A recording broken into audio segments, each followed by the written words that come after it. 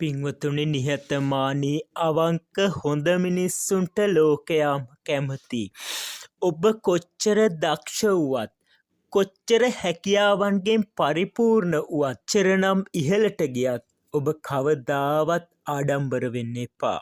උඩඟු වෙන්න එපා. ඔබගේ දක්ෂතාවය හැකියාව පුළුවන්කම මේ සියල්ල අන් අයට උපකාරය පිණිස යොදවන්න. අන් අය වෙනුවෙන් කැප කරන්න. නිහතමානීව ජීවත් වන්න. ඔබ යමක් හරි හම්බ කරගන්න.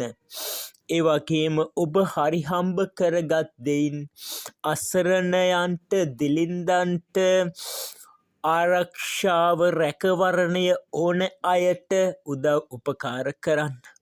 එවිට ඔබ මේ ලෝකේ ජීවත් වන විශිෂ්ටතම මනුෂ්‍යයෙකු වේවි. හැමෝම ඔබය අගයාවි. හැමෝම ඔබව පසසාවි. ඒ වගේම ඔබට අවංකයෙන් සතුටු වෙන්න පුළුවන්.